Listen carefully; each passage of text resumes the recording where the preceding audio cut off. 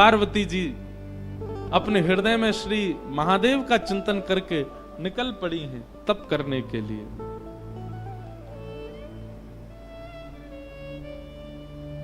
आहा, मानस जी में गोस्वामी जी वर्णन करते हैं पार्वती जी ने कैसा तप किया।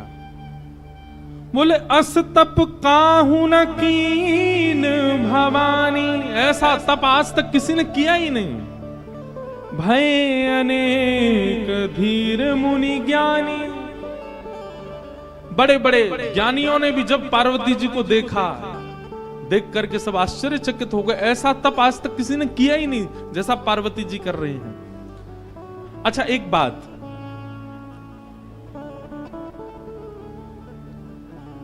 अब व्यवस्था में तप करना, जैसे कि पार्वती जी अत्यंत रूपवान हैं, पार्वती जी के पिता अत्यंत संपन्न हैं, जन्म से ही लाड़ प्यार और सब प्रकार की अनुकूल परिस्थितियां पार्वती जी ने देखी हैं, और उसके बाद में इस प्रकार का तप कर रही हैं, ये आश्चर्य की बात है। और जिस व्यक्ति ने बचपन से ही कुछ देखा ही नहीं, बिल्कुल अभाव ही देखा, वो तप कर ले तो कोई बड़ी बात नहीं, उसने बचपन से ही तप किया है। लेकिन पार्वती जी, उन्होंने तो जीवन में अभाव देखा ही नहीं है, और आज वे जाकर के तप कर रही हैं, तो उनका तप अति विलक्षण है। आहा,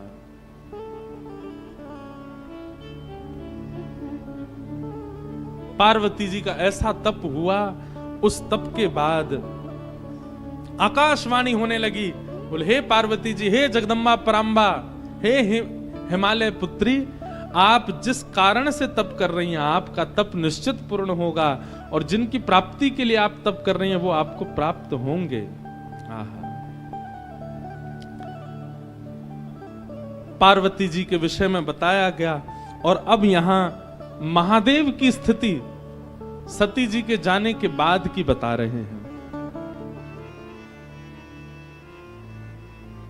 जब ते सती जाई तनु त्यागा, तब ते शिव मन भयउ विरागा। एक तो महादेव पहले से ही वैराग्य रूप में रहते हैं, लेकिन सती के प्राण त्यागने के बाद अब महादेव और बीतराग हो गए और वैराग्य में आ गए।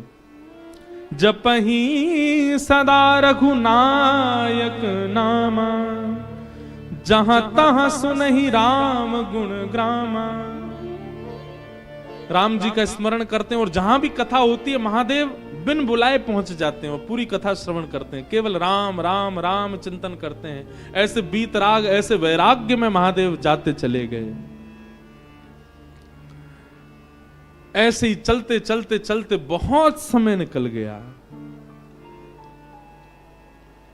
बंधुओं, गोस्वामी जी महाराज आगे जो वर्णन कर रहे हैं, उस भाव को पढ़कर के एक मन में भाव आता है। हम भजन की श्रेष्ठता किसमें मानते हैं? हम भजन की श्रेष्ठता मानते हैं कि हमारे भजन से हम जिसका भजन कर रहे हैं वो प्रकट हो जाए। हम इसी को भजन की श्रेष्ठता मानते हैं। राम जी का इतना स्मरण किया, इतना ध्यान किया महादेव ने। प्रगटे राम कृतज्ञ कृपाला, प्रगटे राम कृतज्ञ कृपाला। कैसा रूप? रूपशील निधि तेज विशाला, रूपशील निधि तेज विशाला। बहु प्रकार शंकरी सराहा, बहु प्रकार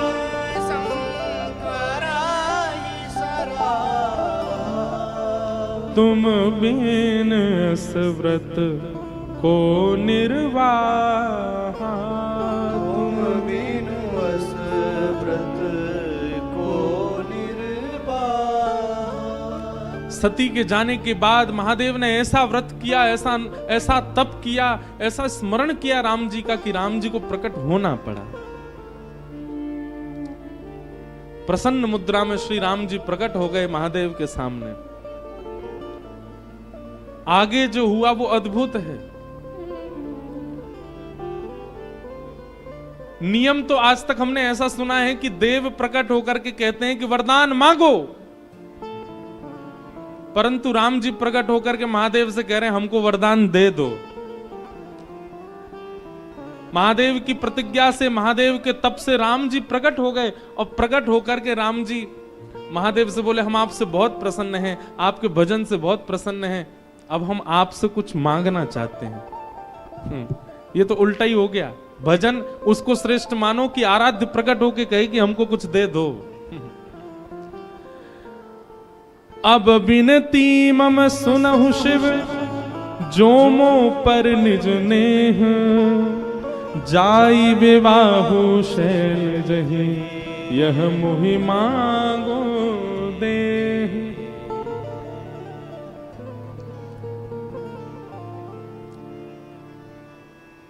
कितनी अच्छी बात।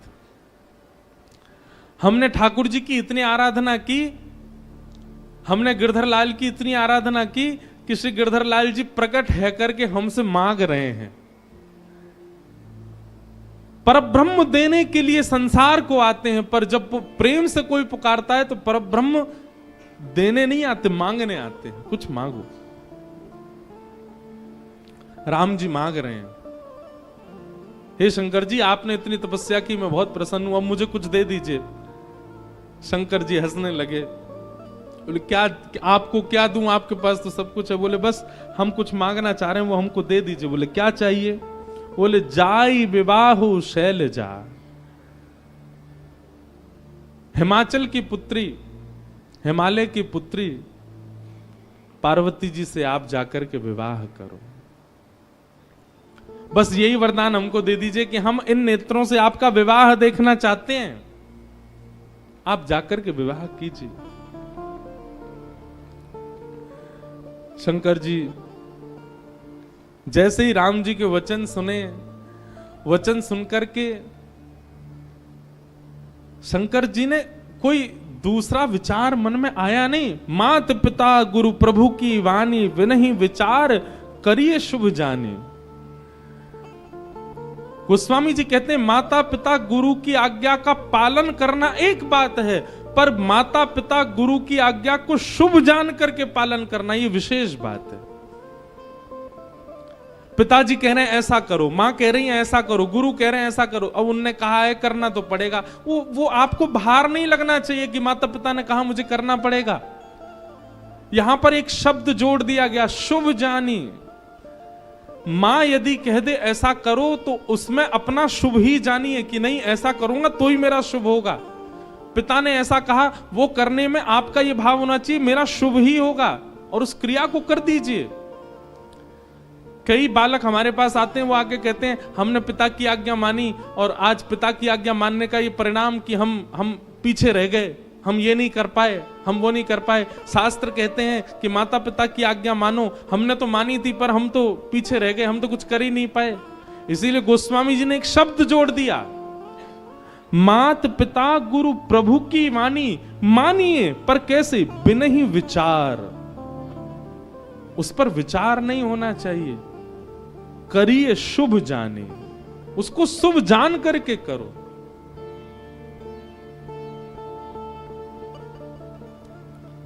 एक नगर के एक सेठ जी बहुत धनवान संपन्न सबसे बड़े सेठ थे एक नगर के। एक दिन अपने पुत्र को डांट रहे थे, बोले इतना बड़ा होता जा रहा है, तेरे को धन कमाना नहीं आता, धंधा करना नहीं आता, व्यापार करना नहीं आता। अरे बुद्धिमान व्यक्ति होता है, शुद्धि व्यक्ति होता है तो मरे हुए चूहे से भी धन कमा लेगा, और तेरे लिए सब कुछ बना के खड़ा कर दिया, अब भी तू इसका व्यापक नहीं कर पा रहा, इसको और विस्तृत नहीं कर पा रहा। तभी सेठ जी के घर में काम करने वाली एक उनका बेटा भी वहीं खड़ा था। सेठ जी की बात सुन रहा था। सेठ जी कह रहे थे, बोले विवेकी व्यक्ति मरे हुए चूहे से भी धन कमा लेगा। काम करने वाली के पुत्र ने मन में विचार किया, इतने बड़े नगर के सेठ, इतने धन कमाने वाले सेठ जी कह रहे हैं मरे हुए चूहे से धन कमाया जा सकता है, तो जरूर इनकी बात में सत्यता होगी। उस बालक ने क्या किया, संकेत ही कर रहे थे, मरा हुआ चूहा कहीं पड़ा था। उस बालक ने वो चूहा उठा लिया, दासी के पुत्र ने, और उस पर विचार नहीं किया कि इससे पैसा कैसे कमाना है। सेठ जी ने कहा इससे पैसा मिलेगा तो मिलेगा, और लेकर के चूहा वो चलने लगा। हम आपको ये बात बताना चाह रहे हैं कि बड़े जनों की बात पर अगर आप बिना विचार किए केवल विश्वास कर लेते हैं तो उसका परिणाम क्या होता है। दासी पुत्र चूहा लेकर के आगे जाने लगा। इतने में आगे से एक और सेठ जी आ रहे थे, उनकी बेटी साथ में थी।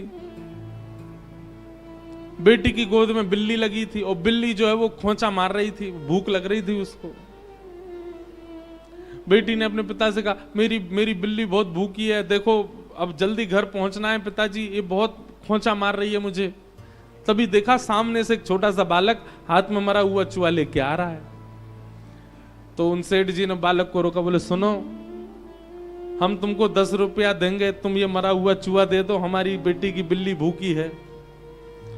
और जेब से 10 रुपया निकाल के बालक को दे दिए, मरा हुआ चूहा बिल्ली खा गई। बालक समझ गया, बोले सेठ जी ने कहा था और उनके कहने से देखो मरे हुए चूहे से मैंने 10 रुपए कमा लिए। आगे कथा बहुत बड़ी है ये कि फिर उस बालक ने 10 रुपए से कुछ लकड़ियां खरीद ली। उन लकड़ियों की जरूरत किसी यज्ञाचार्य को थी, उसको जाकर के बेच दी, वहां से 100 रुपया कमा लिए। उसने और लकड़ी खरीद ली, लकड़ी का पूरा एक भंडार बना लिया, जिन जिन को आवश्यकता होती बेचने लग गया। एक दिन उन्हीं सेठ जी के माता जी की मृत्यु हो गई, उनके अंतिम संस्कार के लिए लकड़ी चाहिए थी, पर इतनी वर्षा हो रही थी कि कहीं सूखी लकड़ी मिली नहीं। तभी ढूंढते ढूंढते लोग इस बालक के पास आ गए। अब ये बड़ा हो चुका था, इसने कुछ लकड़ियों को वर्षा से संभाल के रखा था। लकड़ी मांगी तो इसने बहुत दाम मांगे, बोले कि इतना पैसा दोगे तो दूंगा, नहीं तो नहीं दूंगा, क्योंकि इतने दिनों से बहुवृष्टि हो रही है, बारिश की, लकड़ियों का अभाव है। जो दाम उसने कहा वो दाम सेठ जी ने दिया। बोले हमारी माँ का अंतिम संस्कार होना, तू बोल, तो उतने खूब ऊंचे दाम मांगे और माँ का संस्कार कर दिया सेठ जी का। उस दाम से उसने लकड़ी का सबसे बड़ा व्यापारी बन गया। तो वही बालक एक दिन जब बहुत बड़ा व्यापारी बना तो बेटा बेटा सोचने लगा, कहां मैं एक दासी का पुत्र था, आज मैं सबसे बड़ा व्यापारी हूं। ये सब प्रारंभ कहां से हुआ। तब उसने सोचा, ओहो, वो सेठ जी जिनके यहां मेरी मां काम करती थी, वो अपने बालक को डांट के कह रहे थे कि चूहा से, मरे हुए चूहा से धन, वहीं से मैंने सबसे पहली कमाई मेरी वहीं हुई थी, 10 रुपया कमाए थे मैंने। आज अपने गुरुजी को प्रणाम करके आऊं। और बालक सोने का चूहा बना करके ले गया, छोटा सा, और सेठ जी के पास गया, उनके चरणों में रख करके बोला, जय हो मेरे गुरुदेव, आपके एक वचन का मैंने बिना विचार किए पालन किया, विश्वास करके पालन किया, आज मैं पूरे विश्व का, नगर का राजा बन गया हूं आपकी कृपा से। कहने को एक कथा है, पंचतंत्र की कथा है, छोटे बच्चों को पढ़ाने वाली कथा है, पर इसमें बहुत विशेष बात। हम व्यासपीठ पे बैठ के, रामेश्वरम तीर्थ में बैठ करके कह रहे हैं, वैसे तो यहाँ बच्चों की संख्या कम है, पर हमको सुनने वाले बच्चे ऑनलाइन बहुत ज्यादा हैं, उनसे हम कहना चाह रहे हैं,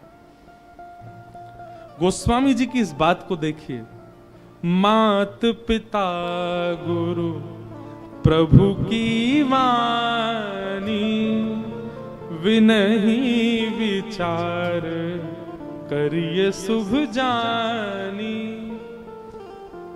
सबसे पहले बात तो माता पिता की आज्ञा मानना शुरू करो, और फिर दूसरी बात, माता पिता की आज्ञा में विनही विचार, उसमें विचार मत करो, करिए शुभ जानी। अरे जिन राम के देश में हम रहते हैं, दशरथ जी की आज्ञा मान करके तुरंत चल दिए, पिता आज्ञा प्रधान है, निकल पड़े। और पिता की आज्ञा मान करके राम जी वन गए तो राम जी बन गए। आज राम बन गए, आज सब राम जैसा बनना चाहते हैं। इसलिए कई बार आपको लगेगा कि माता पिता की बातें आपके लिए अनुचित हैं, वो उचित नहीं है। महादेव परम उदासी हो चुके हैं, अब परम बीतराग हो चुके हैं। विवाह का दूर दूर तक भी संकेत महादेव के चित्त में नहीं था सती के जाने के बाद। पर राम जी ने आकर के जब कहा, जाई विवाहु शैलजा यह मोहि मांगे देहु, राम जी हाथ पसार करके महादेव से कह रहे हैं, बोले हम मांगना चाहते हैं कि आप हिमालय की पुत्री से जाकर के विवाह कर लो। सुनते ही महादेव खड़े हो गए, बोले आपकी जो आज्ञा, आप जो कहेंगे करेंगे, उसमें कोई किंतु परंतु वाली बात नहीं, हम करेंगे विवाह।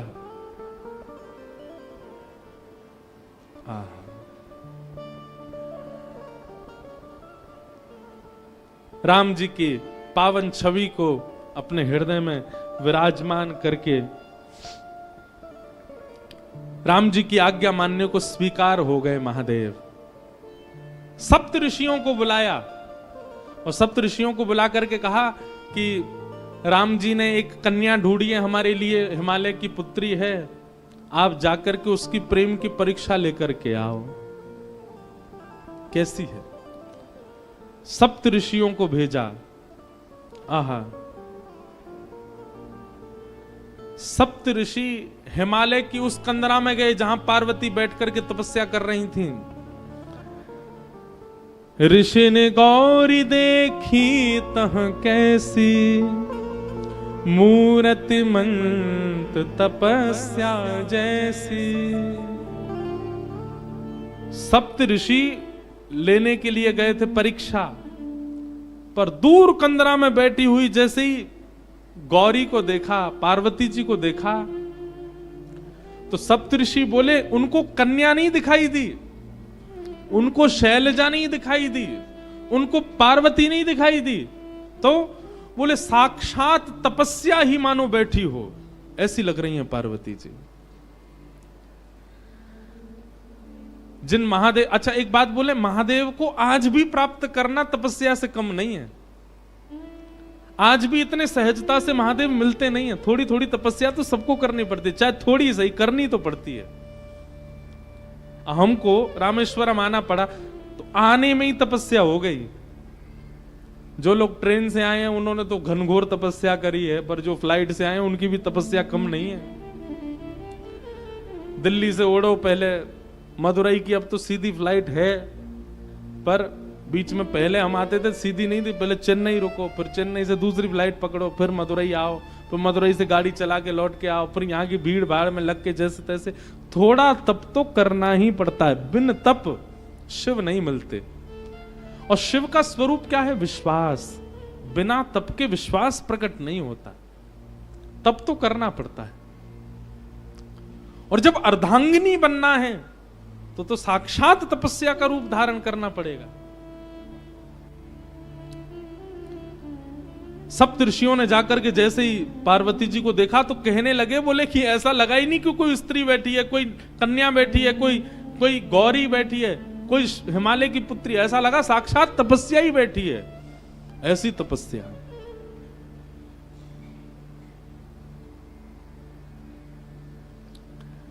सप्त ऋषियों ने पहले तो देख करके आनंदित हो गए, लेकिन कहा कि महादेव की आज्ञा है, जाकर के इनकी परीक्षा लें। सप्त ऋषियों ने जाकर के परीक्षा ली। बोले बताओ ए कन्या, तुम यहां बैठ करके क्यों तपस्या कर रही हो? तुम्हारी तपस्या का कारण क्या है? पार्वती जी कह रही हैं,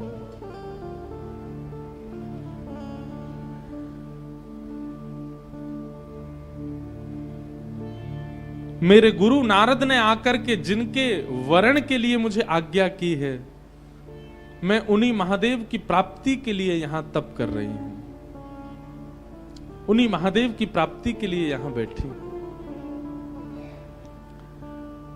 पार्वती जी की बात सुनकर के सप्तऋषि हंसने लगे। बोले किनसे ब्याह करना चाहती हो? बोले महादेव से। बोले वो महादेव जिनका रहने का ठिकाना नहीं, खाने का ठिकाना नहीं, पीने का सोने का ठिकाना नहीं,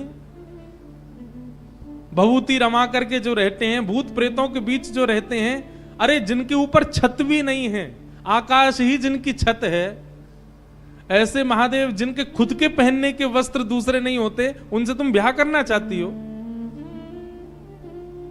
भूखी रह जाओगी, भोजन तक नहीं मिलेगा तुमको। कैलाश में रहते हैं, इतनी शीतल हवा चलती है वहां, ओढ़ने के लिए कंबल तक नहीं मिलेगा, भोजन करने के लिए अन्न तक नहीं मिलेगा। महादेव की जितनी अप्रशंसा हो सकती थी, ऋषियों ने महादेव की आज्ञा से ही की पार्वती जी के सामने।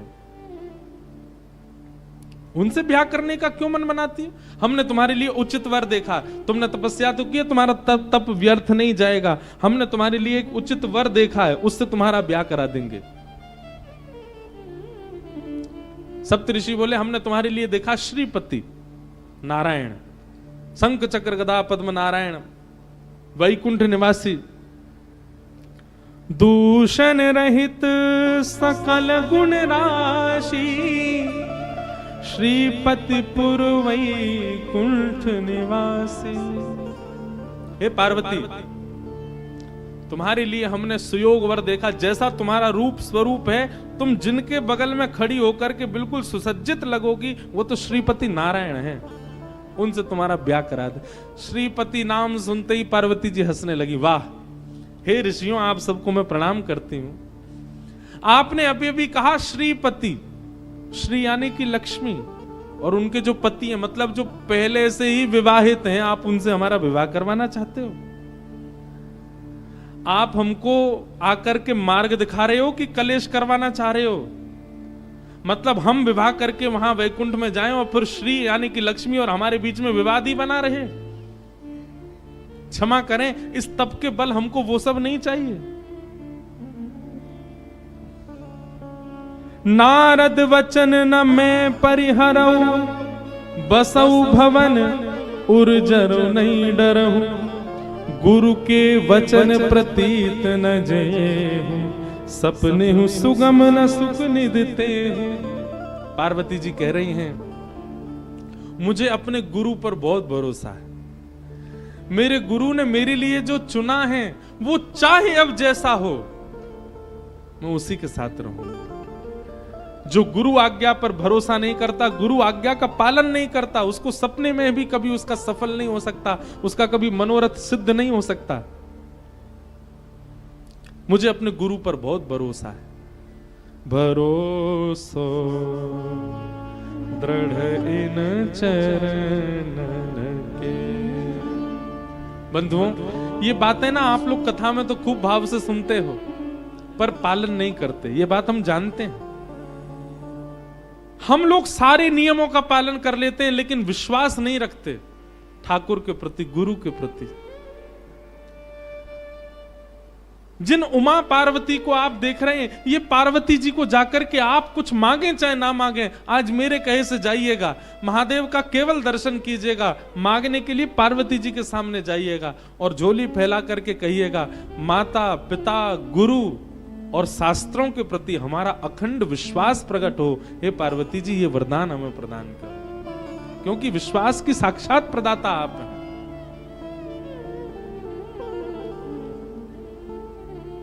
आजकल की माता जी होती तो अब तक सप्तऋषियों की बात सुनकर के श्रीपति से ब्याह कर लिया होता।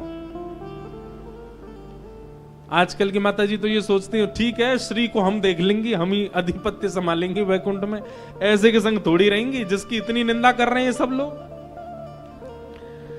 अरे कहां तक कहें, पार्वती जी ने पहले तो गुरु विश्वास को अटल दिखाया कि मेरे गुरु के प्रति भरोसा है, वो जैसे भी चुन के लाएंगे मैं उनसे ब्याह करने को तैयार हूं। आहा, और यह पंक्ति तो इतनी अद्भुत है पार्वती जी की।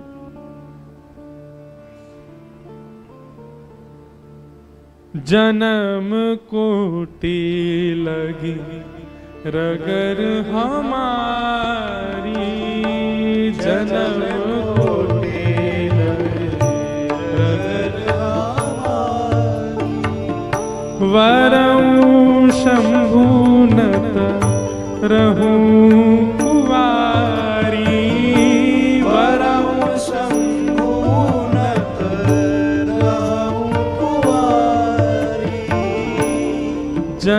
जन्म कोटि लगे रगर हमारी।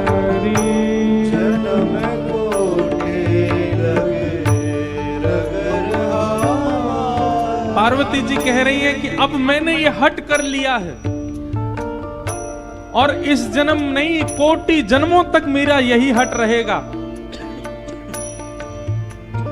क्या? वरं शंभु, या तो मैं शिव से ब्याह करूंगी, नहीं तो रहूं कुंवारी, नहीं तो कुंवारी रहूंगी मैं। और केवल इतना ही नहीं, तजऊ न नारद करा उपदेशु।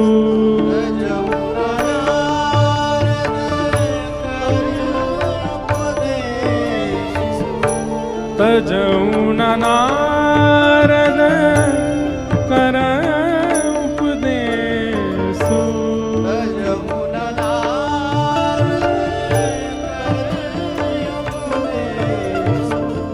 आप कहे सत बार महेशु। आप कहे सत बार महेशु। जन्म कोटि लगे रगर हमारी। जन्म कोटि लगे रगर हमारी। ये पंक्ति गाते हुए मुझे भागवत जी के रास पंचाध्याय का स्मरण होता है। रास पंचाध्याय के प्रणय गीत में गोपियां भी यही कहती हैं ठाकुर जी से, क्या? अब भले ही आप हमें स्वीकार ना करो, पर हम तो अब जन्म जन्म आपकी ही रहेंगी। पार्वती जी कह रही हैं कि अब ये मेरा हट है कि या तो मैं शिव से ब्याह करूंगी, नहीं तो कुंवारी रहूंगी। नारद जी की बात को मैं काट नहीं सकती, वे कह करके गए हैं तो मैं उनकी बात का मान रखूंगी और शिव से ब्याह करूंगी। और यद्यपि अभी सप्तऋषि आए हैं, इसके बाद यदि स्वयं महादेव भी आकर के मेरे सामने कह दें कि मैं तुम्हारा वर्ण नहीं कर सकता, मैं उनकी बात भी नहीं मानूंगी। वो भले ही मुझे स्वीकार ना करें, पर मैं मन से केवल उन्हीं की रहूंगी।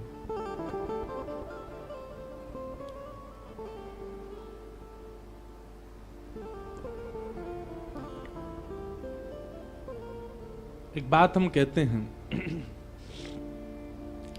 व्यक्ति ने संसार में हर वस्तु की जिद की और जिसकी जिद की उसको पा लेता है। वो आपने देखा कभी? आप जिद पे अड़ जाओ और जिस वस्तु की जिद आप करोगे वो आपको, भले ही आपके परिवार के लोग, आपके मित्र लोग लाके दे ही देते हैं, आपकी इतनी जिद है। पर कभी किसी व्यक्ति को ठाकुर जी के लिए जिद करते हुए देखा? नहीं। लेकिन एक सूत्र बता रहे हैं, जिसने भी जिद की उसने पा लिया ठाकुर जी को। मीराबाई ने जिद की। एक दिन बारात जा रही थी और छोटी सी मीराबाई अपनी मां से जाकर के कहती, मां ये क्या हो रहा है नीचे, इतने ढोल नगाड़े बज रहे हैं, सब नाच रहे हैं, जी क्या हो रहा है? मां ने कहा, अरे एक बींगड़ी के लिए उसका बींग, उसका पति, होने वाला पति दुल्हा बन करके घोड़ी पर चढ़ के जा रहा, उसके परिवार के लोग सब नाच रहे हैं और ये जाएगा और किसी की लाली से जाकर के ब्याह करेगा, फिर सदा उसको अपने पास ही रखेगा। देखते देखते मीराबाई के मन में आया, मैया मेरा बींद कब आएगा? छोटी सी मीरा, मेरे पति कब आएंगे? और मेरे पति कौन है? मेरा बींद कैसी बारात लेके आएगा? उसकी बारात में कैसे लोग नाचने वाले होंगे? बड़ी माताएं बहनें सब हंसने लगी। अरे मीरा, तू तो छोटी सी, कैसा हट करती है, अभी तो बहुत समय तेरे ब्याह में। मां जाकर के रसोई घर में काम करने लगी। अब मीरा जाकर के द्वार पर खड़े होकर बोले, मां बताओ ना मेरे बींद कौन है, वो कब आएंगे? मां कुछ और काम करने चली जाए, मीरा पीछे पीछे, मां आप बताती क्यों नहीं, मेरे बींद कौन है, उनका स्वरूप कैसा होगा, वो कब आएंगे मुझको लेने? कक्ष में बैठ करके कपड़े सवार रही हैं मां। मीरा आकर के रोने लग गई। बोले आप बताती क्यों नहीं हो, मेरे बींद कौन है? देखो ना, आपके भी बींद हैं पिताजी, बड़ी मासा के भी बींद हैं बड़े पिताजी, छोटी मासा के भी बींद हैं, सबके बींद हैं। मैं बिना बींद के क्यों, मैं बिना दुल्हे के क्यों, मेरा दुल्हा कौन है? इतनी जिद की, इतनी जिद की। एक दिन मां ने अपना पीछा छुड़ाने के लिए मीरा बैठे बैठे वो बताओ ना मेरे बींद कौन है। तभी मां ने देखा मीरा के कक्ष में वो खेलती हैं ठाकुर जी के रूप के साथ, ठाकुर जी का रूप विराजन, वो बैठे तेरे बींद, यही है तेरे बींद, यही आएंगे घोड़ी पे बैठ के और यही तेरे को लेके जाएंगे अपने साथ। मीरा ने जैसे ही देखा गिरधर लाल को, मां की बात थी तो पीछा छुड़ाने के लिए, पर मीरा को इतना विश्वास हो गया मां की बात पर, मीरा को अब वो कोई और दिखे ही नहीं, उनके प्रति कोई और भाव आया ही नहीं। जो पहली बार बारात देख करके उस बींद को देख करके लगा था ये किसी से वरण करने दुल्हा जा रहा है, वैसी भावना उनको ठाकुर जी को देख करके आने लगी। ये भी आएंगे, घोड़ी पर बैठ के आएंगे, खूब सारे बाराती होंगे। और भैया संसार के दुल्हा जब जाते हैं तो संसारी बाराती जाते हैं। अब जब मेरे दुल्हा ही गिरधर गोपाल हैं तो इनकी बारात में तो शंकर जी आएंगे, नारद जी आएंगे, इंद्र आएंगे, ब्रह्मा जी आएंगे, देवताओं की बारात आएगी। ये सारे ख्वाब मीराबाई बनाने लगी। अब वे जब भी गिरधर को देखती हैं ये भाव रखती नहीं है कि ये पाषाण है, ये मूर्ति है, ये भगवान है, मेरे बींद हैं।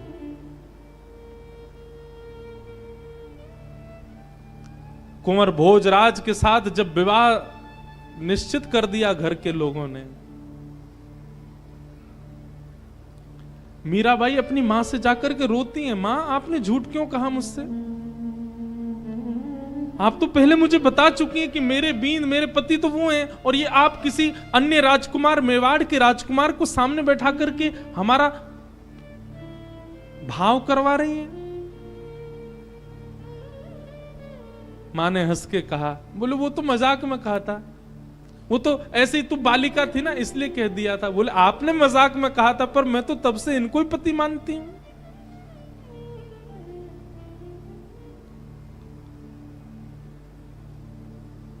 मीराबाई ने भोजराज से इस बात को स्पष्ट कर दिया विवाह से पहले ही, क्षमा करिएगा पर परिवार के लोग कह तो नहीं कि मैं आपसे विवाह करूं, पर मेरा विवाह हो चुका है गिरधर गोपाल के साथ, और हठ पूर्वक राजवंश की कन्या हूं। मेरा विवाह यदि आपसे करा भी दिया गया तो एक पत्नी जो क्रिया पति के लिए करती है, भोजन बनाना, उसका ध्यान रखना, उसके साथ रहना, उसके वंश का वर्धन करना, ये सब मैं नहीं कर पाऊंगी। मैं इस योग्य नहीं हूं, मैं इस लायक नहीं हूं, मैं आपको पहले ही बता रही हूं, ताकि आप ही मना कर दीजिए कि मुझसे आपका ब्याह हो।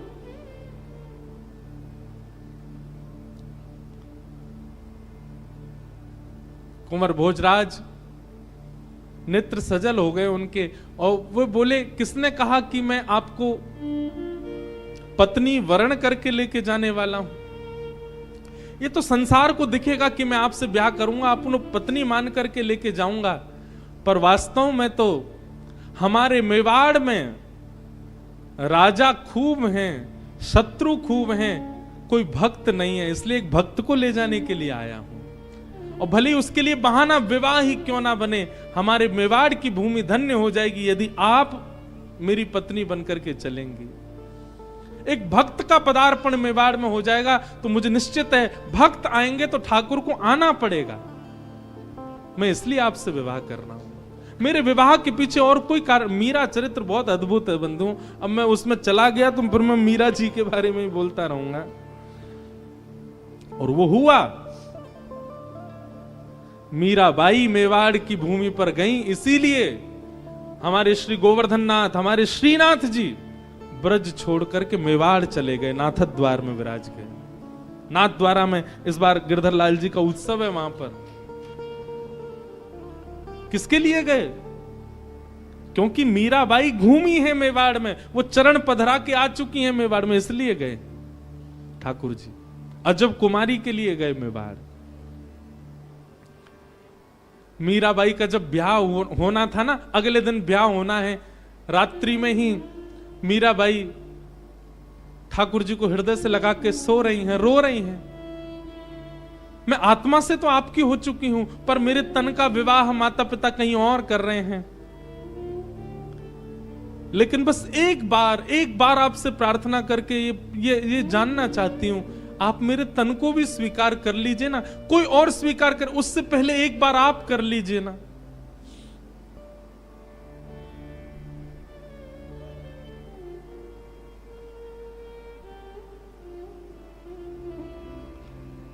प्रातःकाल जिस दिन विवाह मीराबाई का होना था, मां ने जैसे ही जाकर के मीरा के कक्ष को खोल करके देखा, मीराबाई 16 श्रृंगार करे सोई हुई हैं। मांग में सिंदूर भरा हुआ है, हाथ सारे नवीन प्रकार के हल्दियों से, मेहंदियों से, कुमकुम से रचे हुए हैं। एक ऐसी सुगंधी आ रही है मीराबाई के तन में से, जिस सुगंधी को आज तक बड़े बड़े राजाओं ने भी कभी सूंघा नहीं था। ऐसा श्रृंगार मीराबाई का कि थोड़ी देर के लिए तो मां भी देखती रह गई मीरा को। और मीराबाई के विवाह का जोड़ा जो उनको पहनना था, वो तो यथावत दूर कहीं रखा था। वह जोड़ा भी ऐसा था कि मेड़ता और मेवाड़ में आज तक किसी राजकन्या ने ऐसा जोड़ा नहीं पहना था। लेकिन उस जोड़े को भी लज्जित करने वाला जोड़ा मीराबाई ने पहले ही पहन रखा है और पहन करके लेटी हुई है।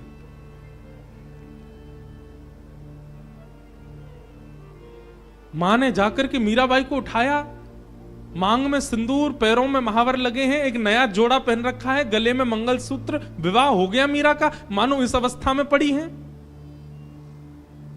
जैसे ही होश में आई, उठी मीराबाई। मां ने पूछा, मीरा ये तुम क्या कर रखा है, तेरे मांग में सिंदूर कहां से आ गया? अपने वस्त्र से मिटाने लगी। मीराबाई ने हाथ पकड़े, नहीं मां ये मत करो। पैर के महावर छुटाने लगी, हाथ की हल्दियां मिटाने लगी। मीराबाई अपने आप को समेट के किनारे ले गई, मां ये सब मत करो। मैंने कहा था ना, गिरधर गोपाल मेरे पति हैं और मेरा उनसे ब्याह हो गया, कल मेरा ब्याह हो गया। मीराबाई की मां कहती हैं, फालतू बातें मत कर, तेरा ब्याह हो गया। अरे ब्याह हुआ, किसी ने देखा? केवल अपनी मन की बातें बोलती रहती है। किसी ने देखा तेरा ब्याह? मीराबाई कहती है, संसार के ब्याह को तो 10 लोग, 50 लोग, 100, 200, 1000 लोग देखते होंगे, मेरे ब्याह को तो 56 करोड़ देवताओं ने देखा।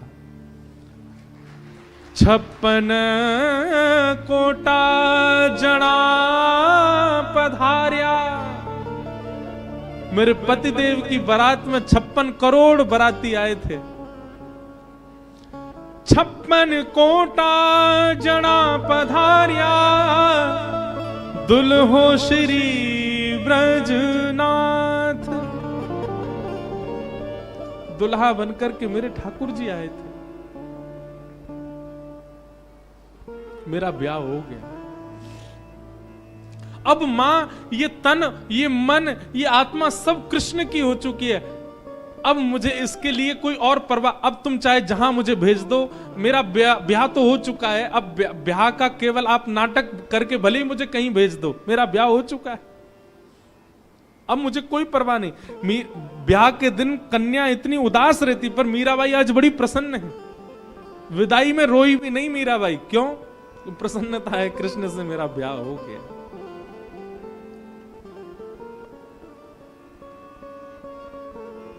कहने का अभिप्राय क्या?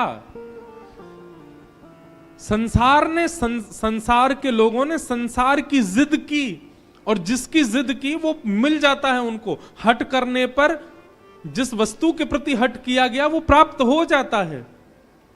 पर हमने कभी ठाकुर जी के लिए हट किया ही नहीं, हमने ठाकुर जी के लिए जिद की नहीं। कल की एक घटना बताएं।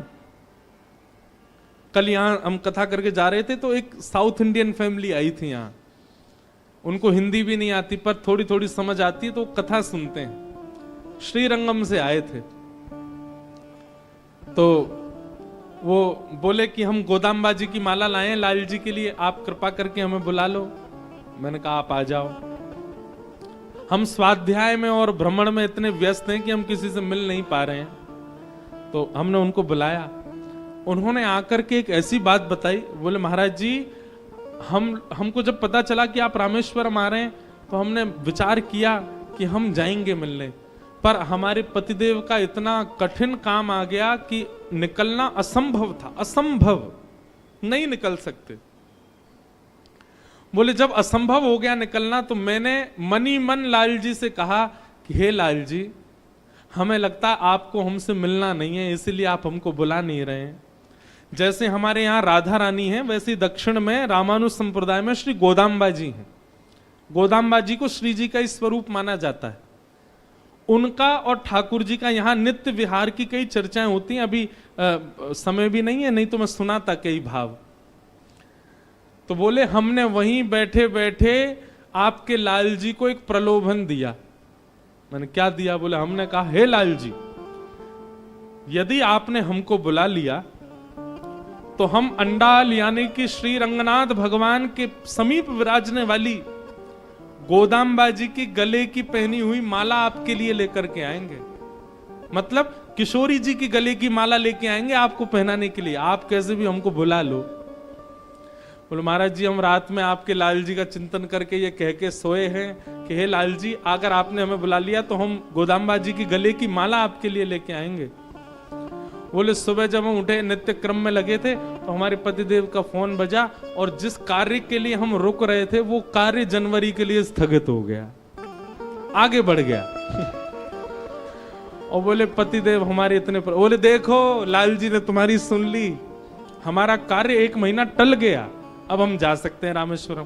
बोले हम तुरंत मंदिर गए, गोदाम्बा जी की माला लिए और माला लेकर के आए।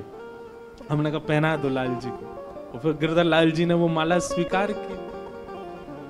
ऐसे ठाकुर जी, कोई हट करे तो सही, कोई जिद करे तो सही ठाकुर जी से, ठाकुर जी करेंगे उसके लिए क्रिया। पार्वती जी क्या कह रही हैं?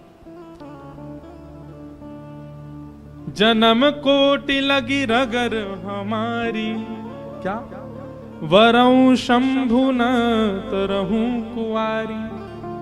ये हमारी जिद है, या तो हम महादेव से ब्याह करेंगे नहीं तो कुंवारी रहेंगी। और स्वयं महादेव भी आकर के अगर मुझसे कह दें कि वे मेरा वरण नहीं करेंगे, मैं उनकी बात भी नहीं मानूंगी, मैं तब भी उन्हीं को ही पति रूप में मांगूंगी।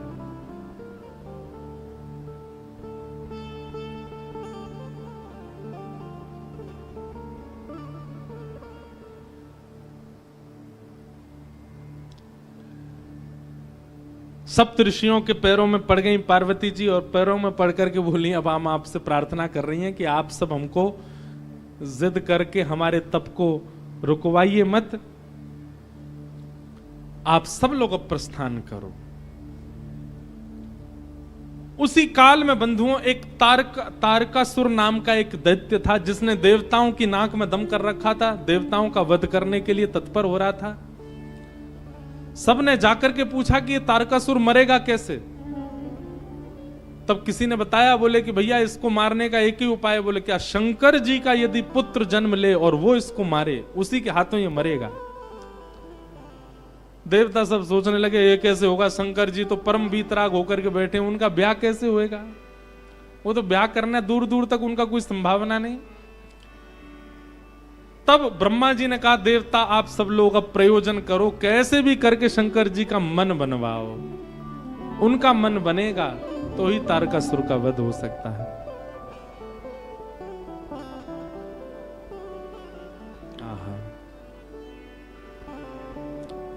ये अमर है, ये ऐसे नहीं मरेगा, महादेव के पुत्र से ही इसका वध संभव है।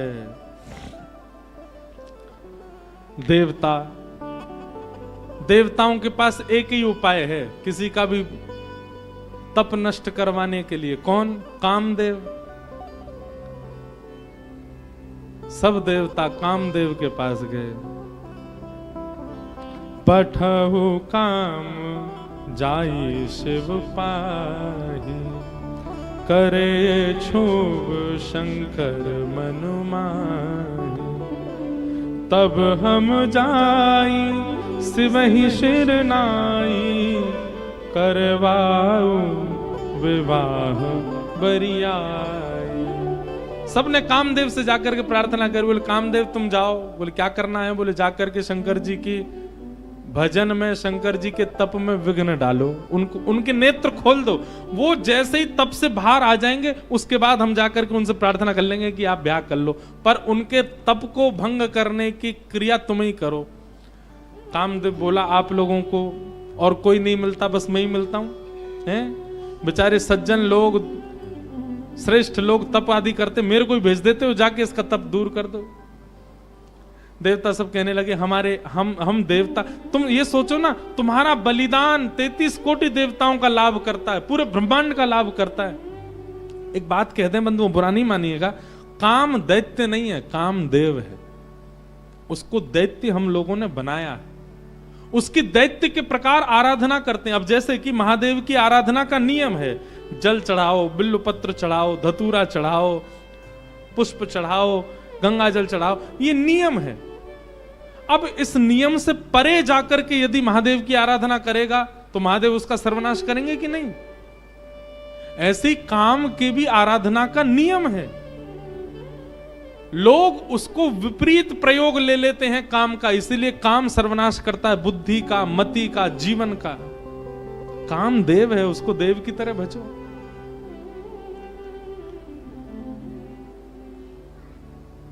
सब देवताओं ने जाकर के कहा हे कामदेव तुम जाओ और जाकर के महादेव के तप को भंग करो।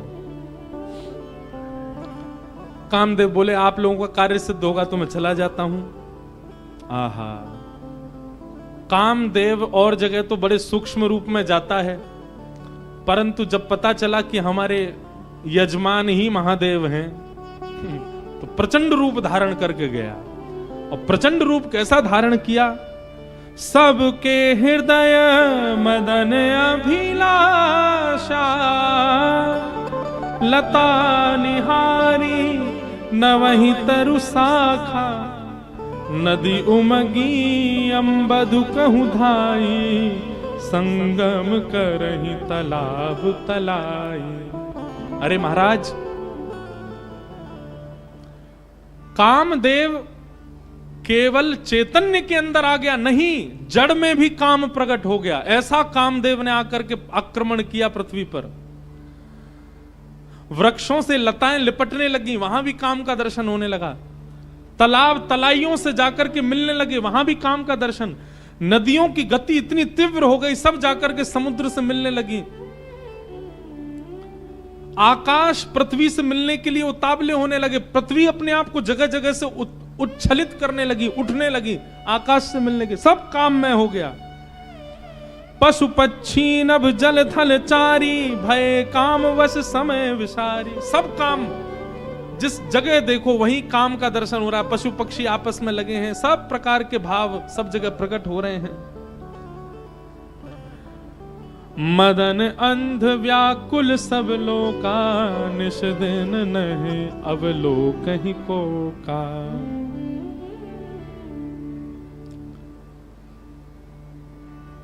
पुरुषों को अपने अलावा पूरी सृष्टि स्त्री में लगने लग गई और स्त्रियों को अपने अलावा पूरा विश्व पुरुष में लगने लगा।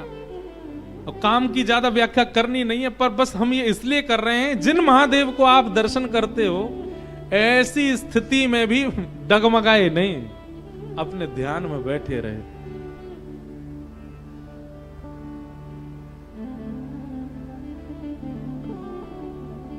आहा, और सबसे सुंदर चौपाई क्या, सबको अस्त व्यस्त कर दिया कामदेव ने। भय काम वश जोगिस तापस, पवरन की को कहें, देख ही चराचर नारी में, जे ब्रह्म में देखत रहे। जो सब में ब्रह्म देखते थे, सब में नारी दिखने लगी उनको। अबला विलो कहीं पुरुष में, नारियों को सब में पुरुष दिखने लगा। जग पुरुष सब अबला में, दुई दंड भरी ब्रह्मांड भीतर, काम कृत कौतुक अयम। धरी न काहू धीर सब के मनसिज हरे। ये बहुत अच्छी बात है। गोस्वामी जी महाराज लिख रहे हैं क्या? बोले कामदेव ने ऐसा आक्रमण किया, धरी न काहू धीर, कोई अपने ऊपर काबू नहीं कर पा रहा है। सबके मनसिज हरे, सबके मन को कामदेव ने हरण कर लिया। लेकिन यह पंक्ति लिखने के बाद तुलसीदास जी रुक गए। तुलसीदास जी बोले हमने काम की कुछ ज्यादा प्रशंसा नहीं कर दी, काम की व्यापकता कुछ ज्यादा नहीं बता दी। अरे हमने ये तक लिख दिया कि कामवश जोगिस तापस परवनी किनको कहें। बोले जोगी तपस्वी सबको हमने काम के लहर में उलझा दिया। काम की इतनी प्रशंसा कर दी हमने, काम की इतनी व्यापकता दिखा दी हमने। कहीं ऐसा ना हो कि ये काम के सारे प्रसंगों को सुनकर के लोग डर जाएं, बोले काम से जीते ही कौन सकता है फिर। लेकिन अब लिखी हुई बात मिट ना सकें, मिटा तो सकते नहीं है, तो क्या करें।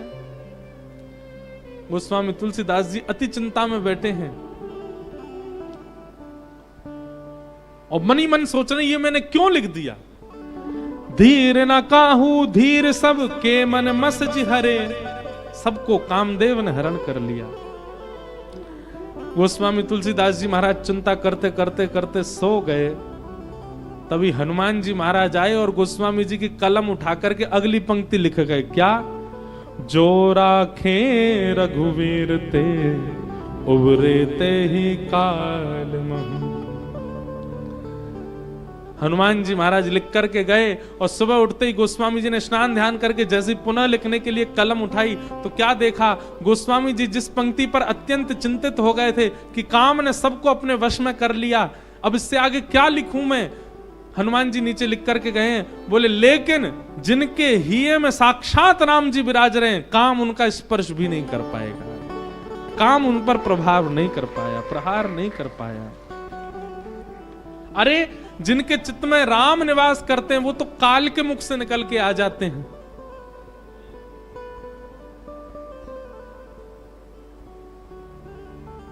काम कैसे आक्रमण करे। सब जगह काम ने अपनी व्यापकता बिछा ली।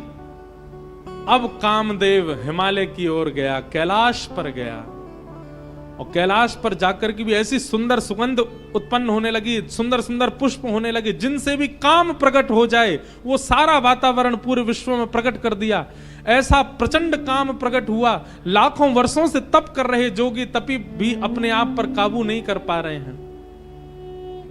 लेकिन शिव ही विलोकई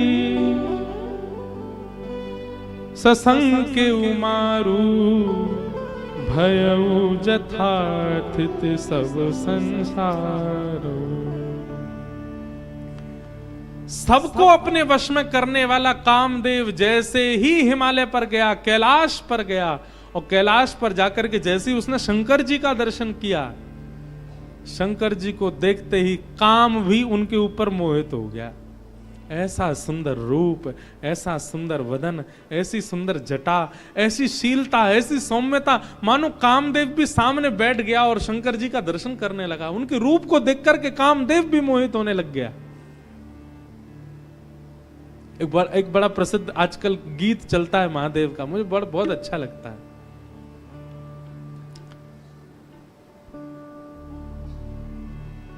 तेरे कैलाशों का अंत न पाया, तेरे कैलाशों का अंत न पाया, अंत बेअंत तेरी माया। ओ भोले बाबा तेरी माया। शिव कैलाशों के वासी, धौरी धारों के राजा, शंकर संकट हरना। भोले बाबा संकट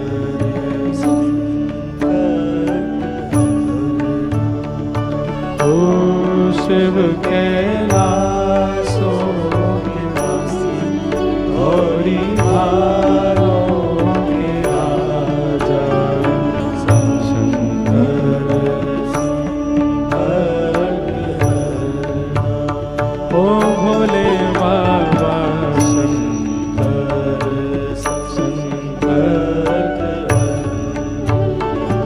ओ भोले बाबा शंकर जय हो।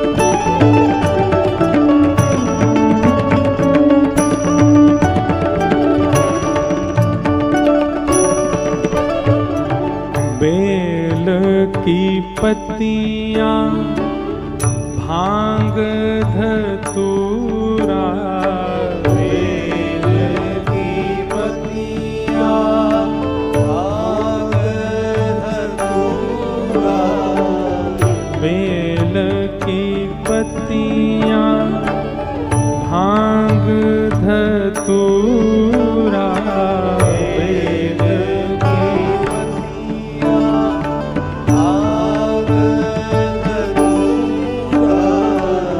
शिव जी के मन को लुभाए, ओ भोले बाबा शिव जी के मन को लुभाए। हाँ भोले शंकर शिव जी के मन को लुभाए, ओ भोले शंकर शिव जी के मन को लुभाए। शिव कैलासों के वासी धौरी धारों के राजा, शंकर संकट हरना। शिव कैलासों के वासी धौरी धारों के राजा,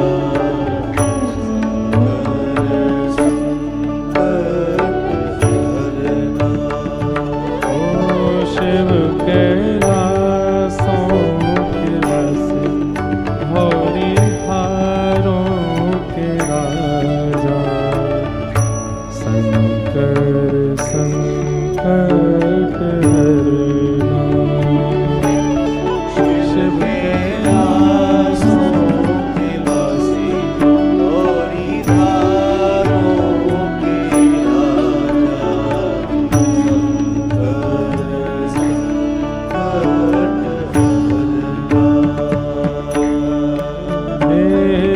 तेरे कैलाशों का अंत न पाया, तेरे कैलाशों का अंत न पाया, तेरे कैलाशों का अंत न पाया, तेरे कैलाशों का अंत न पाया, अंत बेअंत तेरी माया, ओ भोले बाबा अंत बेअंत तेरी माया।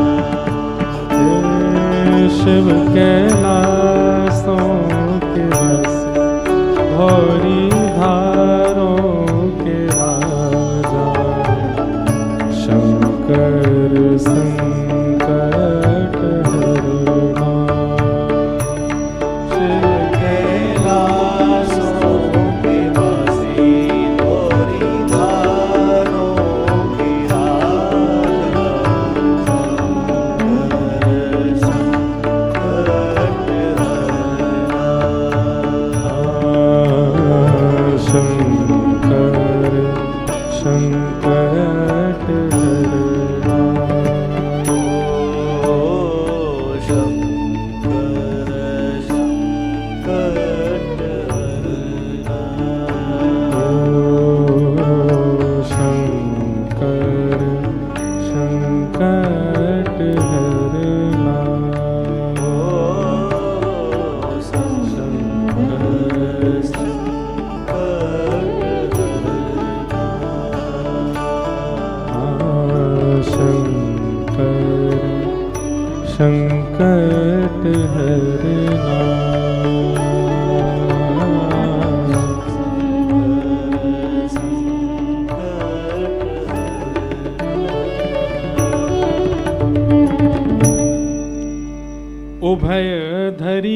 बस कौतुक भयऊ, जो लगे काम शंभु पै गयऊ। सबको अपने वश में कर लिया कामदेव ने, लेकिन महादेव के रूप को देख करके कामदेव स्थिर हो गया। तभी मानो देवताओं ने जाकर के चेता, ए कामदेव तू काम करने गया है वहां पर कि तू खुद ही समाधि में बैठने गया है? जा उनके नेत्र खुलवा कैसे भी। कामदेव बोला मैंने सारे प्रयास कर लिए हैं, सब देखो पूरा विश्व काम में हो गया, पर इन पर कोई प्रभाव ही नहीं हो रहा है। तब कामदेव ने दूर देखा एक आम का वृक्ष, उस पर चढ़ गया और एक पुष्प का बाण लेकर के कामदेव ने वहीं से महादेव का संधान किया। अब कामदेव को पता था कि अब मेरी मृत्यु निश्चित है, क्योंकि जब मेरे सारे बाणों से कोई काम नहीं बना, अब मैं इनको हठ पूर्वक उठाऊंगा और इनकी तप अग्नि निकलेगी, उसमें मेरा मरना निश्चित है। पर कामदेव भी सोच रहा है इनके द्वारा मेरी मृत्यु हो तो मैं भी सफल हो जाऊं। कामदेव ने वृक्ष पर चढ़कर के पुष्प का बाण जैसे ही महादेव के वक्ष पर मारा, वक्ष पर जाकर के बाण जैसे ही लगा तो ध्यान थोड़ा सा भंग हुआ, भ्रकुटी थोड़ी सी जुड़ गई। अनेक वर्षों से समाधि में बैठे हुए महादेव के नेत्र खुले, लाल ताम्र वर्ण के नेत्र हैं। राम स्मरण में बैठे थे, राम जी का ध्यान कर रहे, महादेव के नेत्र खुले।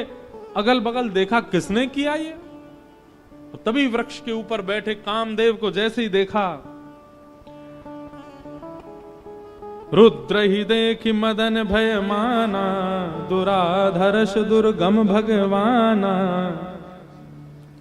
और सुमन चाप निज सर संधाने, अतिरीश तकी श्रवण लगताने। तब शिव तीसर नयन उघारा, चितवत काम भयउ जरि छारा। जैसे ही कामदेव को देखा तीसरा नेत्र खुल गया महादेव का, और तीसरा नेत्र खुलते ही अग्नि प्रज्वलित हो गई, कामदेव जल करके वहीं भस्म हो गया। बोलो रामेश्वर भगवान की। कामदेव जल करके नष्ट हो गया, हाहाकार मच गया। देवता बोले हमने तो नेत्र खुलवाने भेजा था, ये तो कामदेव का बदई हो गया।